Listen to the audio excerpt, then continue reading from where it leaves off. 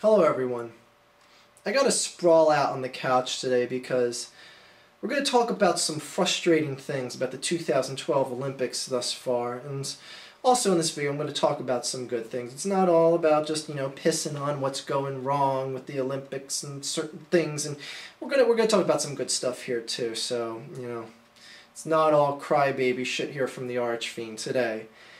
Alright, first off, Kobe Bryant, and I mentioned this before in the previous video, made the claim that this year's quote-unquote American basketball dream team in the Olympics could beat the 1992 dream team.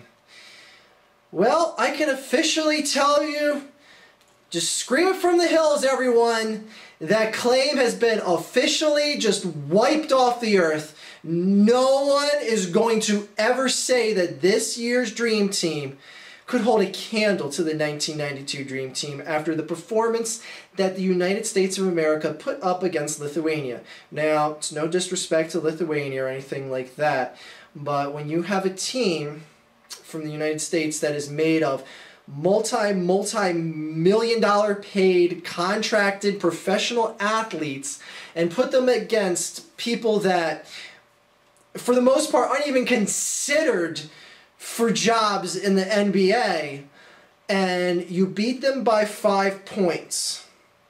Now, it goes much more deeper than that because Lithuania, they held on to this game and they kept fighting and they stood a chance of winning this game throughout the entire game. But here's the thing. Lithuania turns the ball over 23 times. 23 fucking times Lithuania turned the ball over. The United States of America, how many times did they turn the ball over? 9. How the fuck do you not destroy a team that turns the ball over 23 times? Oh my God, if this was the 92 Dream Team, Magic Johnson, Larry Bird, Patrick Ewing, Michael Jordan, Charles Barkley would have ate a team that turned over the ball 23 times. As a matter of fact, I'm having a hard time thinking of any time in the NBA a score was even close when one team turns the ball over 23 times and the other turns the ball over 9 times. That is just ridiculous. Poor performance. Probably still going to go on and win the gold, but who cares? If this is the lackluster showing a group of professional athletes that are paid millions upon millions of dollars is going to show? Oh my God, who gives a shit? Who gives a shit about that performance against Nigeria that was one of the greatest performances in Olympic basketball history? Carmelo Anthony, I do believe he set the record for most points scored in a game, and the United States had more three-point shots made than Nigeria had field goals made in the entire game. It was 29-28. It's ridiculous. But who gives a shit now? God damn, what a sloppy seconds team this was. The Dream Phonies is what they are. They're a wannabe dream team. Please. Now on to something good, and then we'll jump back to something bad. Michael Phelps. It's now gotten to the point where we have to consider whether or not Michael Phelps is the single greatest athlete to ever grace the planet. Now, I know a lot of people are going to say, well, swimming is what it is, and there's 20 different swimming events for any singular athlete to take part in the Olympics, so just looking at his gold medals, isn't necessarily quantitative to, someone who can run really fast or jump or shoot a basketball. I get all that. But Michael Phelps has put on a performance that is unmatched by anyone in his field. Not only is it unmatched, but it far exceeds the performances of anyone in swimming. He's won gold medals in 3 consecutive Olympics. Not only has he won gold, but he's won over 20 of them. That is ridiculous. Actually, I think it's over 20 medals and then 19 gold medals, but hey, who cares? Anyways, it's a shit ton of medals. I mean, you do have to consider, Is he the greatest athlete ever? Period. End of sentence. I know a lot of people would, say that, cycling is a more total body endurance physical sport, so therefore Lance Armstrong should be considered more of a superior athlete as a one singular person. But swimming is also considered up there. I mean, I don't know a lot about cycling and swimming, but what I do know is to be on the top of your game in those two professions, in those two specific sports, you have to be in such supreme condition. And the fact that Michael Phelps has kept this supreme condition for 3 consecutive Olympics is absurd. Like, that is scary, sick talent. And I don't honestly know if I would consider him to be the single greatest athlete. I mean, you do have to put Michael Jordan and Lance Armstrong, people like that, up there. But if people want to go ahead and say he is the greatest athlete to ever step foot on the planet, I can't necessarily disagree with that either. Now jumping into something else that pissed me off. Soccer. Alright, we know I don't like soccer. I'm not sitting here to tell you how much better I think American football is than the rest of the world football, or soccer as they call it here in the United States. But I gotta admit, that game between South Korea and England yesterday had me hooked. I saw that it was on, it started off, I was like, you know what, I'm just gonna give it a watch. I'm gonna see how entertaining it is. And you know what? It was a damn good, entertaining game. It hooked me in. I watched the entire thing. I watched it just be a complete chess match back and forth. Got tied up relatively quickly. The complete second half and overtime periods were just, just a back and forth match. It was good action. There was minimal diving, which always makes me happy. But then I remembered one of the things I hate about soccer, and that is when I watch World Cup play. And once you get past the first overtime period, or I don't know if they call them periods, I forget, excuse me, my terminology in soccer is a little lacking. And then it gets to the second overtime frame, and then I was like, oh, I wonder if they're going to do what they do in the World Cup, and they go to the shootout. Fuck, they are. They went to a fucking shootout to decide which one of these two teams was going to be eliminated. Now, I don't have the better ultimate idea of how to end a soccer game, because I do get the fact that if the game just kept continuing, the odds of either team scoring are minimal, because it gets to a point of fatigue in all the athletes on the field. And trust me, I played soccer for a number of years. I know how fatiguing the sport is. Of course, I didn't play at a professional level or anything like that, but I can just rationalize in my head how just exhausting it is just to run back and forth on a field numerous times. So you do have to essentially stop the game at some point if there is no score, but ending it with penalty kicks is one of the least, how should I put this, skill assessing way to end a game.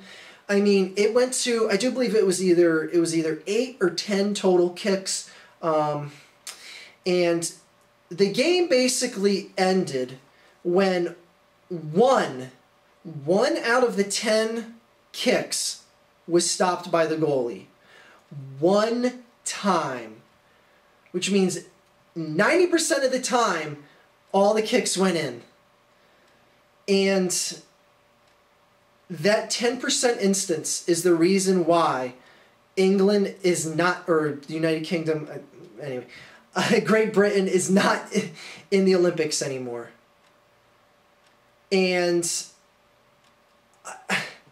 I don't know, I just kind of felt bad for England. I was like, and I would have felt bad for South Korea if they were the one to get eliminated, because it was such a good game, and the fact that it ended because the one English kicker does a little stutter step that the goalie doesn't bite on, loses his forward momentum, and has to kick a short caliber kick at the net, and it gets stopped, and that's the difference to the game. And now this guy, and I'm watching him walk off the field as he's shoving his coaches away, he's shoving his players away, because, like, they're trying to console him because, they feel basically that the burden of the game is on his shoulders, and in some ways it was, and his one screw-up is the reason why that they're eliminated. Now, I know you're like, well, you know, if England got another goal, or if they played a little better, if the goalie stopped the one goal that Korea got in, the game wouldn't have went to this point. But I feel bad for that one player from England. I feel bad that England gets eliminated from penalty kicks. Like I said, I don't know why or how soccer can fix this, but when you're trying to hook people into the sport and someone like me watches that, I go, this is not how I want to see the next person's advancement into the game continue or halt. This is a terrible, absolutely horrible way of assessing what team is better. There's one simple mistake, a simple stutter step that went awry, and it cost the whole team the game. And it's one of the many reasons why I can't take soccer seriously, why I can't get into it. Anyways, that's the end of my soccer rant. I know all you soccer fanboys are going to be like, shut up, you jerk. Soccer's the greatest sport ever. Great, think that. But soccer had a chance to hook me in yesterday, and it failed. Penalty kicks to decide a game and to decide which team advances. I'm sorry, I can't buy that. I can't enjoy that. No, not at all. All right, there's this guy, Oscar, what the hell's his last name? Pistorius. Excuse me if I'm just brutalizing his name. He's a runner from South Africa. And he basically, quote-unquote, stole the show yesterday.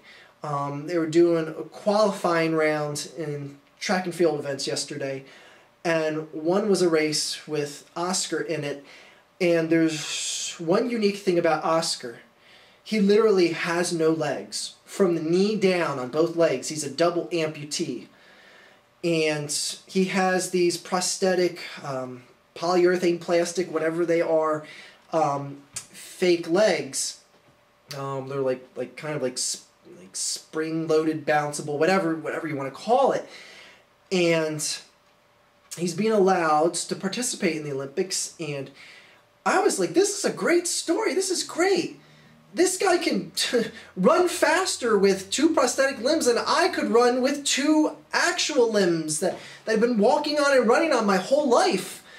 I mean, this is just something to be amazed at, and just to see that he's competing at a world-class level with some of the best trained athletes in the world. And then the actual race happened, and he finished in 2nd place.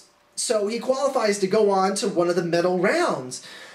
And that got me to thinking, what if he wins? What if he wins? What if he even just wins a medal? Like, either he doesn't have to win gold. What if he wins silver or bronze? That made me think of, is that really fair? Now, again, it's not taking anything away from him. It's an amazing story, and he's an incredible human being to just, have the willpower and training fortitude to get to that level, having both his legs amputated. But is it fair if he won? Because then you get into the area of, well, did he have an advantage now with not having maybe the extra weight of the bottom half of his legs, or the springing action of his prosthetic limbs? Did it give him an unfair advantage against other athletes? Is it unfair that he's going to take away a potential medal from someone who has trained possibly equally as hard as him, but didn't have the advantage of having these prosthetic limbs that may or may not have given him a competitive advantage? And I don't know, I got to thinking about it, and I'm not trying to hate on him, but I am trying to ask the question of, is it an unfair advantage that this guy has these prosthetic limbs that may or may not give him an advantage to win? Excuse me, my Homer Simpson clock interrupts us.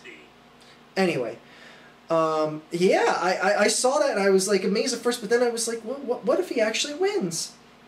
So, anyways, just some food for thought today, and I'm glad to make another one of these sports videos here for you guys, and I'll let you soccer, fanboys type your comments in about how I'm just not on the ground worshiping soccer and just, praising it. But anyway, the Olympics are very interesting to say the least so far. A lot of things to be excited about, a lot of things that make me scratch my head and just wonder why shit like this is happening. But anyways, have a great day, a better tomorrow, and let's go Team USA, except the basketball team, who I don't even care if they get eliminated at this point. 5 points you lost to by Lithuania after they turned the ball over 23 times. Unacceptable. Unacceptable. The 92 Dream Team is laughing at you, Kobe Bryant. How do you like them apples? Have a great day, everyone.